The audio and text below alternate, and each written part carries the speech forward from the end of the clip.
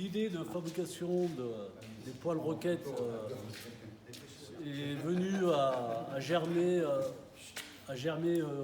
début décembre avec quelques personnes. Donc c'est vraiment une opération chaleur pour l'Ukraine, puisque c'est un gros besoin cet hiver. Bon, on arrive un petit peu tardivement. Donc rapidement, on a isolé deux pistes, soit la fabrication ou soit la récupération.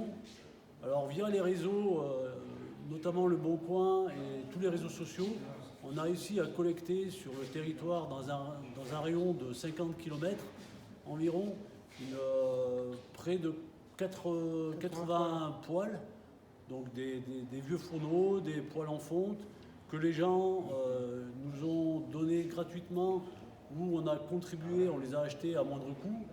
Et en parallèle, on a fabriqué quand même 19 poêles roquettes, donc de ce type là. Ça a été réalisé à l'entreprise Fayol ce samedi, avec le partenariat d'autres entreprises pour la matière première, notamment sur du tube, sur du métal d'apport, sur la récup des bidons, sur les cumulus auprès de plombiers. Donc on peut citer quelques entreprises comme Cornu, l'entreprise Cour à Lapt pour les cumulus, Habitat 43, EFDE Mécanique pour les fonds, pour les bidons, Suchai pour la fourniture du métal d'apport, MJ Valorisation également. Donc la conception. Comment fonctionne ce poêle exactement? Alors le poêle, il est constitué de trois parties. La partie alimentation, donc là où on met du petit bois avec le bac à cendre et le réglage du tirage. Une partie combustion qui est à l'intérieur, donc ça c'est un chauffe-eau, un cumulus qui a été découpé, récupéré.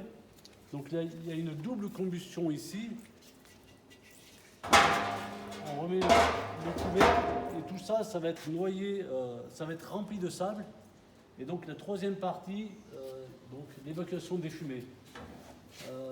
Il s'agit d'un poêle de masse, c'est-à-dire on bénéficie de la chaleur à l'allumage, mais surtout l'intérêt c'est d'avoir une diffusion assez lente pour avoir une chaleur dans le temps, pour chauffer quand même des espaces assez importants, des grandes pièces ou des garages, même des caves malheureusement. Voilà, ou des caves. Et donc maintenant il faut les emmener en Ukraine, comment ça va se passer? Donc aujourd'hui, l'opération Chaleur pour l'Ukraine, qu'on a dénommée ainsi, elle a terminé sa phase de récupération de poêles et de fabrication. On est dans tout ce qui est logistique pour l'acheminer là-bas. Donc on recherche un petit peu des partenaires. Alors certains déjà ont fait le pas pour nous prêter des véhicules.